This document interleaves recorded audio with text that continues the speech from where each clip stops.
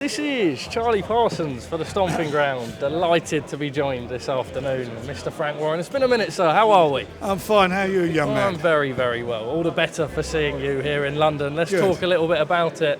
Just across the road from where we are now on Saturday night, a great heavyweight clash. Talk to me about it. Just seen the final press conference there. Joseph Parker, Fabio Wardley. Look, it's going to be a great fight. I really do believe that. These two guys, they're both in number one positions and they're both putting it all on the line.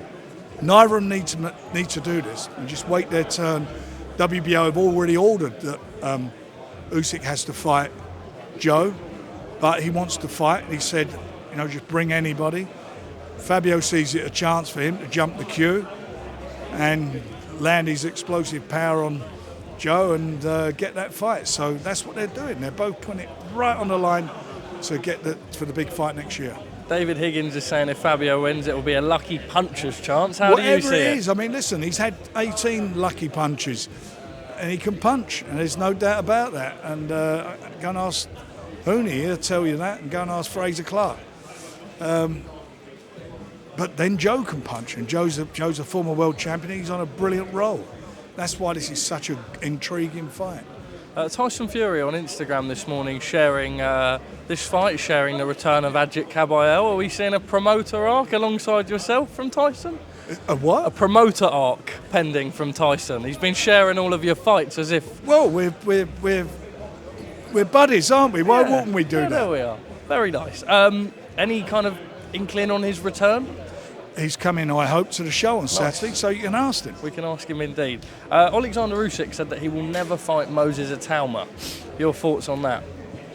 Look, that's what he's saying. If Moses keeps doing what he's doing, and he's number one position in two of the organisations now, he may be ordered to fight him. So we'll see.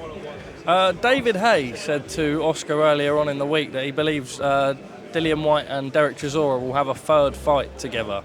I've never spoke to David Hay about it. I was wondering, because obviously David used to work with Derek. I wondered maybe... I don't know, you better ask them too. No? Okay. We also hear that Derek Chisora could be fighting Jarrell Miller. That could be announced. That's not happening. I wish it was happening, because we had it all agreed. Okay.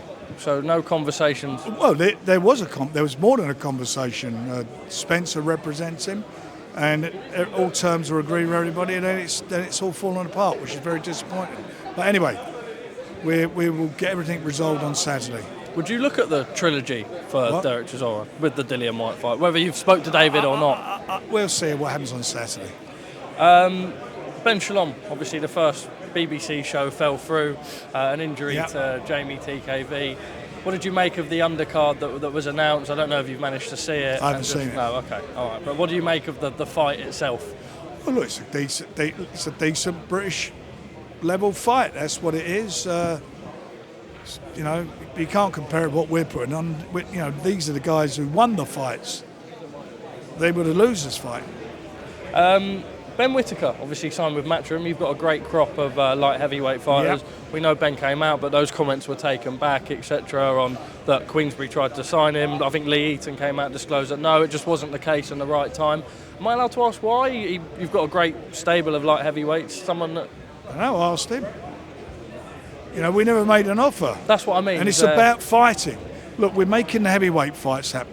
We're making the light heavyweight fights happen. And that's what we do. We've always done that. We're making them happen. And, an offer wasn't made to him because I don't think he wanted to fight any of those guys.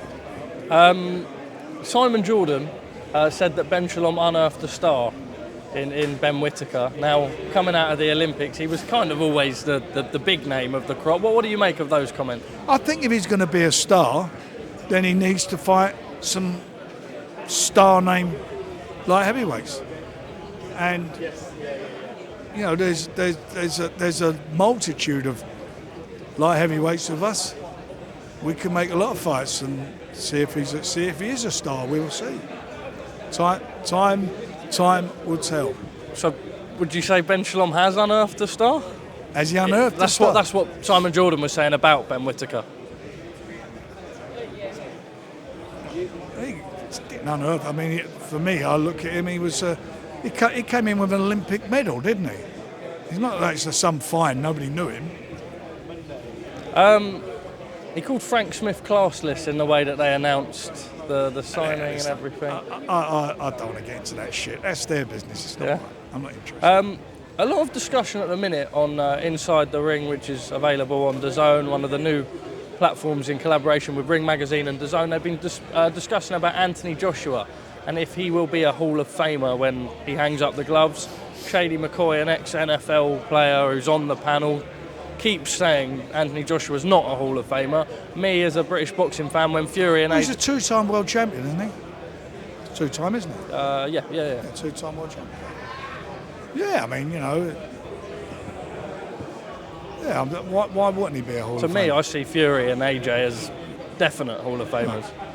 You know, listen, I'd like to see them eventually. I wish they'd fought each other because I believe that Tyson, certainly in my opinion, is a Hall of Famer all day long. And AJ, I'm not knocking him at all. It can still happen next year? We will see. Do you ever get, and this is more just on a personal level, bored of talking about the fights when we've been asking about them for so long, i.e. Fury, AJ? Yeah. Is it a little bit like when the contract's signed, I'm bored let's out just of my talk brain about sitting here it? talking about it right now. Ajit Kabayel, a return to Germany. Yeah, we're going to Germany. There's been and when you look back over the years, it's been a fabulous country for boxing. It's where the Klitschko's turned professional, where they developed, where they came through and dominated the heavyweight scene for all those years. And that's amongst all the other, like Mitchell Chelsky, all those really, really good quality German fighters. And we're back there, and we're looking to really rebuild that market again. We feel there's a real good market there. Looking to have a good work trip on the Pilsners, Frank. That's one of the reasons as well. Just lastly, I'll get the old leather hose and I'll be out. There we are. Just lastly from me, will we ever see yourself and Eddie Hearn run back the 5v5? I'd do it in a heartbeat. Yeah? Yep. Any conversations at all? I haven't spoken to him for ages, but yeah, I'd like to do it. Fingers crossed. It was very good last time and we enjoyed the bravado of So the both did of I. you. Frank, lovely seeing you as always, my mate. Cheers, Charlie. Have a good one.